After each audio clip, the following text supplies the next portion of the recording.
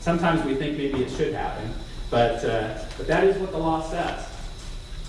Now, the Public Records Act, 4256, and as Frank said, this used to be part of the Public Disclosure Act, RCW 4217, but in 2005, we split it off into a separate chapter for a number of reasons, mainly because it had gotten so disorganized by being amended so many times over the years that it was very cumbersome to work with. And we wanted to reorganize it, so we split it off at a separate chapter and sorted all these exemptions by their topic. It also clarified the fact, which Tim will talk a little bit more about later, that the Public Disclosure Commission does not have any authority to enforce the public records disclosure provisions. The only way we have of enforcing this law is by going to court and suing ourselves, which can be very difficult and expensive. But Tim will talk about another solution to that problem that we're working on right now. The basic principle of the Public Records Act is that all records must be available for us as citizens to inspect or copy unless there is a specific exemption from disclosure that allows them to be kept secret.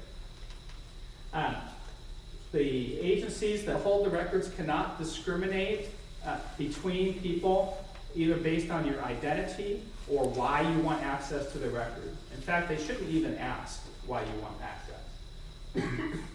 Sometimes if you voluntarily want to provide that information to help narrow down a search and become more specific as to what you're looking for, you can do that voluntarily, but you do not have to disclose why you're looking for a record. The law requires prompt responses. When you request records, and I should also say, the law doesn't allow agencies to require you to fill out a specific form or to only request records in person by handing over this formal sheet of paper. If you send them an email, you make a phone call, any of those under the law and by case law are valid public records requests and should not be rejected. However you make the request, the law requires them to respond to you within 5 days and either provide the record that you requested or deny the record or tell you how long it will take if they need more time to find it. It specifies the times and places that you should have access to records and the cost of copies. The law says that the agencies can charge you the actual copies. If for some reason or another they are unable to calculate the actual cost, then they can charge you a default maximum of 15 cents per page for standard photocopies. Like I said, if you feel that you were denied access and you want to appeal that, the only avenue you have today is to go to Superior Court and file a lawsuit against the agency that denied you access to the records. Of course, you can ask Tim for help. That's his job as the Attorney General's Open Government Ombudsman. But Tim doesn't have any actual enforcement power. And if you want to be able to force the agency to disclose records that you think they're keeping inappropriately, you have to get a court to do that for you. There are penalties if they are found to have inappropriately kept records from you.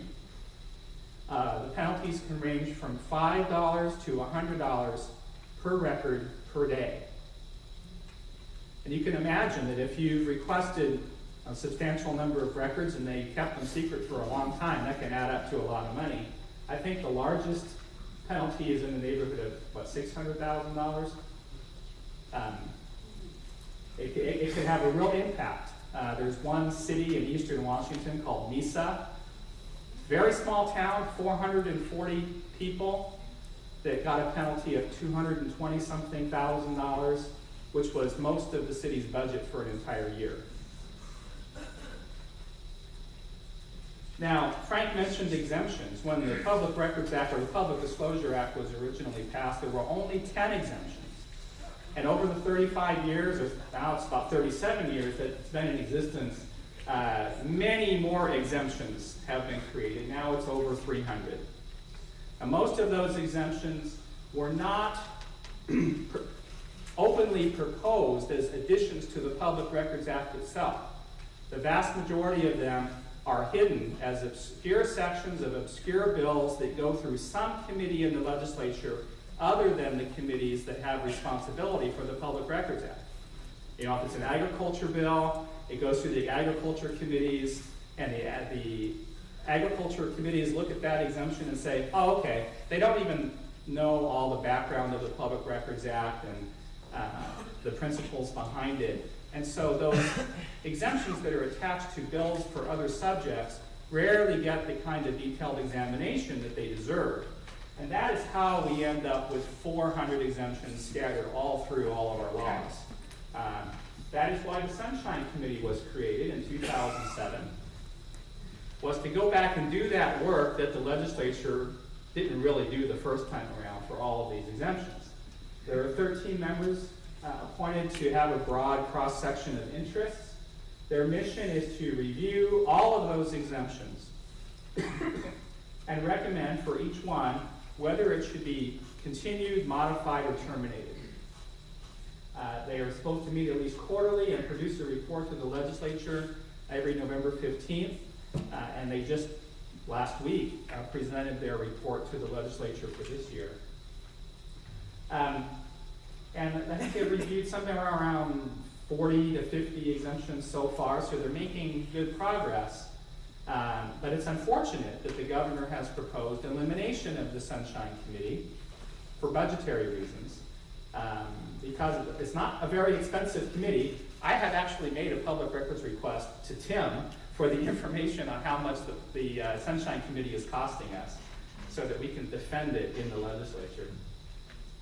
If you are interested in more information about the Sunshine Committee's work, they have a website, sunshinecommittee.com, which actually redirects to a page on the Attorney General's website. So now let's talk about the Open Public Meetings Act. The purpose of the law, as stated in one of its beginning sections, is that all public commissions, boards, councils, committees, subcommittees, departments, divisions, offices, and all other public agencies of the state exist to aid in the conduct of the people's business. And it's the intent of this chapter, the Open Public Meetings Act, that their actions be taken openly and that their deliberations be conducted openly. So we the people decided that we want the business of all of these different types of agencies to be conducted in public. The law says that the meetings of the governing bodies of all state and local agencies must be open to the public, with a few narrow exceptions, which we call executive sessions. And an executive session is a sort of a subset of a public meeting where the agency board can have a private meeting and exclude the public. And there's only about 10 or so allowed purposes for executive sessions. And they are all cases where the legislature has determined that it is in the public interest, or it's more in the public interest for the information to be kept private than to have it in public. Let me give you an example. If an agency is thinking about buying a piece of real estate, and the board has to have a discussion about what's the maximum amount they're willing to pay for that property. If they were to have that discussion in public, then it would be public what's the most they're willing to pay for that property.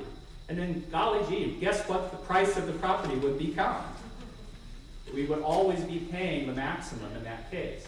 And so the legislature determined that it's okay to have that narrow discussion about the most an agency is willing to pay for property, or conversely, the least they're willing to accept when they're selling property, in private, because it's in the public interest to do so. And there's a few other purposes. Otherwise, meetings have to be held